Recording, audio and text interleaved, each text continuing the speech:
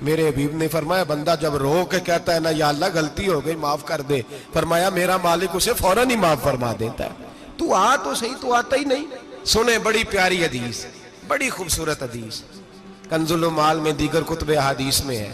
حضرت ابو ہریرہ رضی اللہ تعالیٰ عنہ فرماتے ایک بابا جی نبی پاک کی بارگاہ میں آئے، اور جب وہ واپس جانے لگے تو میں نے عمر پوچھی تو عمر تھی 96 سال۔ کہتے ہیں بزرگ جب آئے نا تو یہ بھویں جو ہے نا ان کی سفید ہو کے تو یوں آنکھوں پہ آ گئی۔ بڑی چھڑی بابا جی نے پکڑی ہوئی اور دونوں ہاتھ پکڑ کے نا چھڑی کے اوپر جھکے ہوئے ہیں ایک جانب، قربان جاؤں۔ کہتے ہیں جب وہ بزرگ مسجد میں داخل ہوئے تو میرے رسول نے کھڑے ہو کے استقبال فرمایا، کھڑے ہو، اور نبی کریم صلی اللہ علیہ وسلم نے آگے بڑھ کے بابا جی کو بازو سے پکڑا اور بٹھایا۔ حضور بیٹھ گئے، کہا بزرگوں کیسے آئے ہو؟ تو کہتے ہیں وہ بابا جی بات کرتے تو آنکھ کھول کے پہلے حضور کا چہرہ دیکھتے، پھر وہ بات کرتے تو ان کے لب و لہجے کے اندر بڑی پریشانی، بڑی تکلیف، بڑی مایوسی۔ عرض کرنے لگے یا رسول اللہ، حضور زندگی ساری گناہوں میں بیت گئی ہے، حضور غلطیاں ہی غلطیاں، یاد ماضی عذاب ہے، یا رب چھین لے مجھ سے حافظہ میرا۔ اے اللہ کے رسول بڑی لمبی فہرست ہے، پاپ ہی پاپ ہے، کالے سیاہ دفتر ہے۔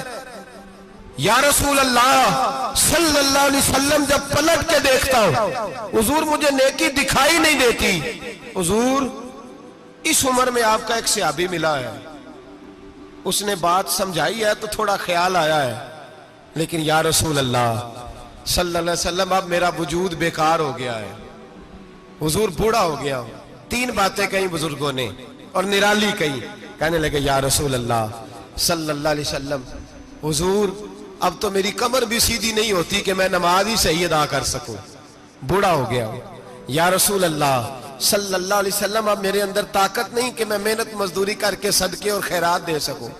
یا رسول اللہ صلی اللہ علیہ وسلم اب میں تلوار لے کے جہاد بھی نہیں کر سکتا، حضور نہ میں لمبی نمازیں پڑھ سکتا ہوں، آقا نہ میں صدقات و خیرات دے سکتا ہوں، محبوبہ نہ میں دین کے لیے کوئی جہاد کر سکتا ہوں، بیکار وجود ہے، بیکار بیکار وجود کو تو گھر والے برداشت نہیں کرتے، بچے دعا کرتے ہیں یا اللہ ابا جی کو پردہ دے دے، اماں کو پردہ دے دے، بیکار ہو گیا ہوں، اور آج آیا ہوں تو مجھ بیکار کو میرا رب قبول کر لے گا؟ آج کلمہ پڑھوں تو بیکار ہوں، کسی کام کا نہیں، نہ نماز نہ صدقات نہ جہاد، قبول کر لے گا؟ حضرت ابو ہریرہ فرماتے ہیں جیسے برسات میں بارش کی جھڑی لگتی ہے، یوں مصطفیٰ کی آنکھوں سے جھڑی لگ گئی، حضور کھل کے روئے، کھل کے۔ اور میرے حبیب پاک نے فرمایا بزرگوں بڑے مجاہد ہیں، دین کے لیے جہاد کرنے والے بڑے ہیں، رب کریم کو آپ کی تلوار کی اتنی حاجت نہیں، اور فرمایا اس کے خزانے کوئی خالی تو نہیں کہ آپ ہی گویا صدقہ دیں گے تو بھرے جائیں گے، اور فرمایا پھر رب کریم کی شان میں اضافہ نہیں کرتی عبادتیں، وہ تو بندے کو نفع دیتی ہیں۔ میں بزرگوں نہ آپ جہاد کریں، نہ آپ صدقات دیں، لا لمبی نمازیں پڑھیں، آپ صدق دل سے آ جائیں، اللہ کے رسول کا وعدہ ہے رب آپ کو بغیر حساب کتاب جنت عطا فرما دے گا۔ آنا تو شرط ہے کہ نہیں؟ آئیں تو صحیح، نہ پہنچے تو صحیح، آ جائیں، اس کو نہیں عادت صدقات و خیرات کی، جہاد کی، تبلیغ، آئے تو صحیح نا۔ تو آ ہی نہیں رہا، تو گھر میں بیٹھا ہوا ہے، تو سویا ہوا ہے، تو دکانداری کر رہا ہے، تو پیسے گن رہا ہے، تو آیا ہی نہیں، آ تو صحیح۔ بلکہ میرے نبی پاک فرماتے ہیں جب اللہ پاک کا بھاگا ہوا غلام آتا ہے پھر تو اللہ زیادہ راضی ہوتا ہے، پھر تو اللہ زیادہ راضی ہوتا ہے، زیادہ راضی ہوتا ہے، تو آ تو صحیح، پہنچ تو صحیح۔ بلکہ صوفیاء تو اور بات کرتے ہیں، وہ کہتے ہیں تو کبھی بھول کے بھی رب رب کرے تو اللہ تو اسے بھی قبول کر لیتا ہے، بھول کے۔ ملا رومی کہتے ہیں بنی اسرائیل کا بندہ ہے، صنم پتھر کو کہتے ہیں، بت کو کہتے ہیں، بت کے سامنے کھڑا ہے اور ساری رات کہتا ہے یا صنم یا صنم یا صنم، اے پتھر اے بت، ساری رات پکارتا رہا۔ رات گہری ہو گئی، نیند کا غلبہ، تھک گیا، سونے کے قریب آیا تو غلطی سے منہ سے نکل گیا یا صمد، یا صنم کی جگہ نکل گیا۔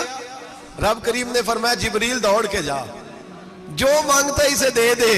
حضرت جبریل عرض کرتے ہیں مولا بھول کے تیرا نام لے رہا ہے، بھول کے لے رہا ہے، تو رب کریم نے فرمایا چل نام تو میرا ہی لے رہا ہے نا، میرا لے رہا ہے نا یا اللہ۔ وہ اللہ کریم نے فرمایا جھوٹے کے سامنے ساری رات کا کھڑا ہے، ساری رات کا پکار رہا ہے، اسے کچھ نہیں ملا تو سچے کا نام لیا ہے، اگر میں بھی کچھ نہ دوں اور بت میں اور مجھ میں فرق کیا رہ جائے گا؟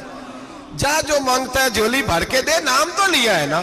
او بھائی تو بہانا تو بنانا، او آ تو صحیح نا، تو یہاں آ جا، پہنچ جا، آ جا، بس بیٹھ جا، اس کی بارگاہ ناز میں حاضر تو ہونا، تجھے فرصت ہی نہیں۔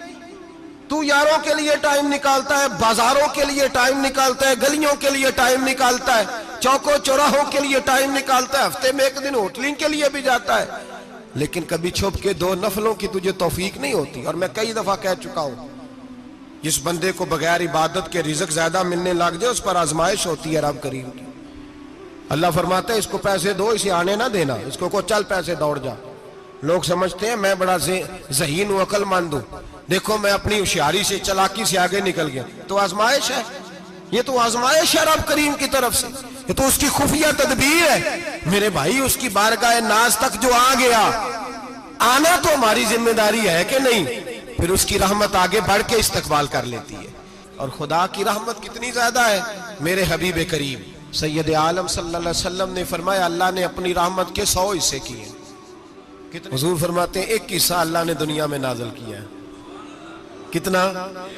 1 حصہ۔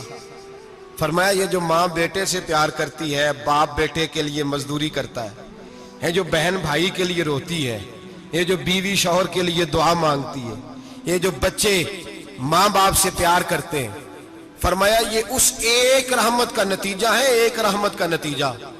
تو صحابہ کہنے لگے یا رسول اللہ وہ 99 کدھر ہیں؟ نبی پاک نے فرمایا رب کریم نے سنبھالی ہوئی ہے، قیامت کے دن تمہیں عطا فرمائے گا۔